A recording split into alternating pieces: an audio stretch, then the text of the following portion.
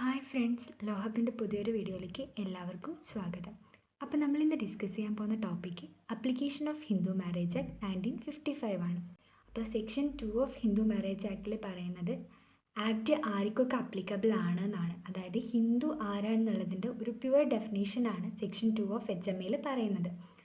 അപ്പോൾ act can applies Hindu by birth, അതായത് ഹിന്ദു ആയി ജനിച്ച ഒരാൾ, അതായത് ബോത്ത് ഓഫ് ദ പാരൻസോ അല്ലെങ്കിൽ വൺ ഓഫ് ദ പാരൻസോ ഹിന്ദു ആണെങ്കിൽ ആ ആളെ ഹിന്ദു ആയിട്ട് കൺസിഡർ ചെയ്യും. അതുപോലെ തന്നെ ബുദ്ധിസ്റ്റ്, ജെയിൻ ആൻഡ് സിഖ് ഈ റിലീജിയനിലുള്ള ആൾക്കാരെ നമ്മൾ ഹിന്ദു ആയിട്ടാണ് കൺസിഡർ ചെയ്യുന്നത്. അതുപോലെ തന്നെ മുസ്ലിം, ക്രിസ്ത്യൻ, പാർസി, ജൂ അല്ലാത്ത ആരെയും നമ്മൾ ഹിന്ദു ആയിട്ടാണ് കൺസിഡർ ചെയ്യുന്നത്. അതുപോലെ തന്നെ person who convert into Hinduism, അതായത് ഹിന്ദു ആയിട്ട് കൺവേർട്ട് ചെയ്ത ആൾക്കാരെ നമ്മൾ ഹിന്ദു ആയിട്ടാണ് കൺസിഡർ ചെയ്യുന്നത്. അപ്പോൾ ഇവർക്കൊക്കെയാണ് HMA അപ്ലിക്കബിൾ ആയിട്ടുള്ളത്. ഇനി നമ്മൾ ഡിസ്കസ് ചെയ്യാൻ പോകുന്നത് ഡെഫിനേഷൻസ് ഓഫ് ഹിന്ദു മാരേജ് ആണ്. അതായത് സെക്ഷൻ 3 ഓഫ് HMAയിലാണ് ഡെഫിനേഷൻസ് ഓഫ് ഹിന്ദു മാരേജ് പറയുന്നത്. ഇതിൽ കസ്റ്റം ആൻഡ് യൂസേജ്, അതുപോലെ തന്നെ sapinda relationship, degree of prohibited relationship, full blood, half blood and uterine blood റിലേഷൻഷിപ്പിനെ പറ്റിയിട്ടാണ് സെക്ഷൻ 3ൽ പറയുന്നത്. സെക്ഷൻ 3 ക്ലോസ് A ഓഫ് HMAയിലാണ് കസ്റ്റം അഥവാ യൂസേജിനെ പറ്റി പറയുന്നത്. Section 3 clause A of Hindu marriage act 1955 define custom and usage if any rule that has been continuously and uniformly observed for long time and has obtained the force of law among Hindus in a specific local area, tribe, community, group or family. അപ്പോൾ ഇവിടെ custom and usages എന്താണെന്നുള്ളതാണ് detailed ആയിട്ട് പറഞ്ഞിട്ടുള്ളത്. അതായത് ഒരു local ഏരിയയിൽ അല്ലെങ്കിൽ ട്രൈബിൽ, കമ്മ്യൂണിറ്റിയിൽ, ഒരു ഗ്രൂപ്പ് ഓഫ് പീപ്പിൾ അല്ലെങ്കിൽ ഒരു ഫാമിലി കുറേ വർഷങ്ങളായിട്ട് ലോങ് ടൈമായിട്ട് അവർ ഒബ്സർവ് ചെയ്ത് വരുന്ന കാര്യത്തിനെയാണ്, അല്ലെങ്കിൽ അവർ കണ്ടിന്യൂ ചെയ്തുകൊണ്ട് വരുന്ന കാര്യത്തിനാണ് കസ്റ്റം അല്ലെങ്കിൽ യൂസേജ് എന്ന് പറയുന്നതെന്നാണ് സെക്ഷൻ 3 ക്ലോസ് A ഓഫ് HMAയിൽ പറയുന്നത്. അപ്പോൾ ഇതിനൊരു എക്സാമ്പിൾ പറയുകയാണെങ്കിൽ, ഒരു കേസ് ലോ നോക്കുകയാണെങ്കിൽ സിറോമണി വേഴ്സസ് ഐ ഹേംകുമാർ ആണ്, 1968 കേസാണ്. ഇതിൽ കോർട്ട് കസ്റ്റം എന്താണെന്നുള്ളതിന് ഒരു ഡെഫിനേഷൻ കൊടുക്കുമായിരുന്നു. It held that the custom is a rule which in a particular family or a particular district has from long usage obtained the force of law, അതായത് ഒരു ഫാമിലിയോ അല്ലെങ്കിൽ ഒരു particular ഡിസ്ട്രിക്റ്റോ കുറേ കാലങ്ങളായിട്ട് ഒബ്റ്റെയിൻ ചെയ്ത് പോകുന്ന ഒരു ഫോഴ്സ് ഓഫ് ലോനെയാണ് കസ്റ്റം എന്ന് പറയുന്നതെന്നാണ് സിറോമണി വേഴ്സസ് ഹേംകുമാർ എന്നുള്ള കേസിൽ കോർട്ട് ഹെൽഡ് ചെയ്തിട്ടുള്ളത്. അപ്പോൾ ഇനി നമുക്ക് നോക്കാനുള്ളത് full blood, half blood, uterine blood relation എന്താണെന്നുള്ളതാണ്.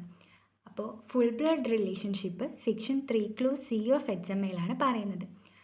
Full blood relationship എന്താണെന്ന് വെച്ച് കഴിഞ്ഞാൽ സെയിം കോമൺ ആൻസിസ്റ്റേഴ്സിൻ്റെ, അതായത് വൈഫ് ഒരേ അച്ഛൻ്റെയും ഒരേ അമ്മയുടെയും മക്കൾ തമ്മിലുള്ള കല്യാണത്തിനാണ് ഫുൾ ബ്ലഡ് റിലേഷൻഷിപ്പ് എന്ന് പറയുന്നത്. അപ്പോൾ ഇതൊരു പ്രൊഹിബിറ്റഡ് റിലേഷൻഷിപ്പ് ആണെന്നാണ് പറയുന്നത്. ഒരേ അച്ഛൻ്റെയും അമ്മയുടെയും മക്കൾ തമ്മിൽ കല്യാണം കഴിക്കുന്നത് പ്രൊഹിബിറ്റഡ് റിലേഷൻഷിപ്പായിട്ടാണ് ഹിന്ദു മാരേജ് കൺസിഡർ ചെയ്യുന്നത്. അപ്പോൾ അതാണ് ഫുൾ ബ്ലഡ് റിലേഷനിൽ വരുന്നത്. ഇനി വരുന്നത് ഹാഫ് ബ്ലഡ് റിലേഷൻഷിപ്പാണ്. അത് സെക്ഷൻ 3 ക്ലോസ് C ഓഫ് HMAയിലാണ് പറയുന്നത്. ഹാഫ് ബ്ലഡ് റിലേഷൻഷിപ്പ് എന്ന് വരുന്നത് ഒരേ ഫാദർ ആയിരിക്കും പക്ഷേ ഡിഫറെൻറ്റ് മദർ ആയിരിക്കും. അതാണ് ഹാഫ് ബ്ലഡ് റിലേഷൻഷിപ്പ് വരുന്നത്. അതായത് ഒരാളുടെ ആദ്യ ഭാര്യയിൽ ഉണ്ടാവുന്ന ഒരു കുട്ടിയും അയാൾ രണ്ടാമത്തെ കല്യാണം കഴിക്കുന്ന ഭാര്യയിൽ ഉണ്ടാവുന്ന കുട്ടിയും തമ്മിലുള്ള റിലേഷൻഷിപ്പാണ്, അല്ലെങ്കിൽ അവർ തമ്മിലുള്ള മാരേജ് പ്രൊഹിബിറ്റഡ് ആണെന്നാണ് പറയുന്നത്. അതാണ് ഹാഫ് ബ്ലഡ് റിലേഷൻഷിപ്പിൽ വരുന്നത്. ഇനി വരുന്നത് യൂട്രൈൻ ബ്ലഡ് റിലേഷൻഷിപ്പാണ്. സെക്ഷൻ 3 ക്ലോസ് D ഓഫ് HMAയിലാണ് യൂട്രൈൻ ബ്ലഡ് റിലേഷൻഷിപ്പിനെ പറ്റി പറയുന്നത്.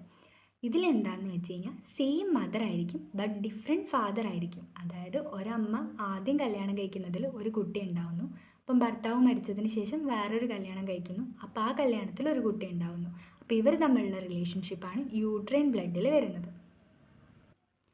അപ്പോൾ ഇതും HMA പ്രകാരം പ്രൊഹിബിറ്റഡ് റിലേഷൻഷിപ്പായിട്ടാണ് കൺസിഡർ ചെയ്യുന്നത്.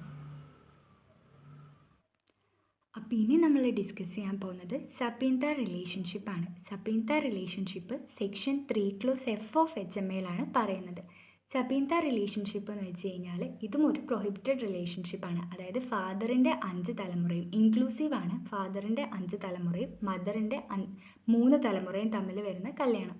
ഇതിൻ്റെ ഇടയിൽ വരുന്ന ആൾക്കാർ തമ്മിൽ, അതായത് ഫാദറിൻ്റെ 5 തലമുറ വരെയും അമ്മയുടെ 3 തലമുറ വരെയും അതിൻ്റെ ഇടയിൽ വരുന്ന ആൾക്കാർ തമ്മിലുള്ള വിവാഹം പ്രൊഹിബിറ്റഡ് റിലേഷൻഷിപ്പ് ആയിട്ടാണ് കൺസിഡർ ചെയ്യുന്നത്. അപ്പോൾ അതിൽ വരുന്നതാണ് ഇതാണ് സബീൻത റിലേഷൻഷിപ്പ്. അതായത് ഫാദറിൻ്റെ 5 തലമുറയും മദറിൻ്റെ 3 തലമുറയും ഇവരുടെ ഇടയിലുള്ള ആൾക്കാർ തമ്മിൽ കല്യാണം കഴിക്കുന്നതാണ് സബീൻത റിലേഷൻഷിപ്പ് വരുന്നത്. അപ്പോൾ സെക്ഷൻ 3 ക്ലോസ് എഫ് പ്രകാരം സബീൻത റിലേഷൻഷിപ്പും പ്രൊഹിബിറ്റഡ് ഡിഗ്രി ആയിട്ടാണ് കൺസിഡർ ചെയ്യുന്നത്. അപ്പോൾ ഇതാണ് സബീൻത റിലേഷൻഷിപ്പിൻ്റെ ഒരു ഫോർമാറ്റ് വരുന്നത്. അതായത് ഫസ്റ്റത്തെ ആൻസിസ്റ്ററിൽ 2 പേരുണ്ടാവുന്നു, ഒരു മെയിലും ഒരു ഫീമെയിലും വരുന്നു.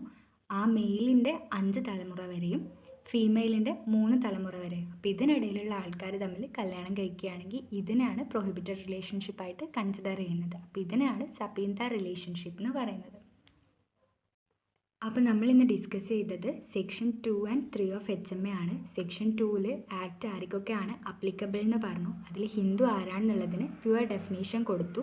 അതുപോലെ തന്നെ സെക്ഷൻ 3 ഡിസ്കസ് ചെയ്തു. അതിൽ പ്രൊഹിബിറ്റഡ് റിലേഷൻഷിപ്പ്, sapinda relationship, full blood, half blood, uterine blood റിലേഷൻഷിപ്പും കസ്റ്റമും നമ്മൾ ഡിസ്കസ് ചെയ്തു. അപ്പോൾ ഇതാണ് ഇന്നത്തെ ടോപ്പിക്ക്. അപ്പോൾ നിങ്ങൾ ഈ ചാനൽ ആദ്യമായിട്ട് കാണുകയാണെങ്കിൽ ചാനൽ സബ്സ്ക്രൈബ് ചെയ്യുക, ലൈക്ക് ചെയ്യുക, ഷെയർ ചെയ്യുക ആൻഡ് കമൻറ്റ് ചെയ്യുക.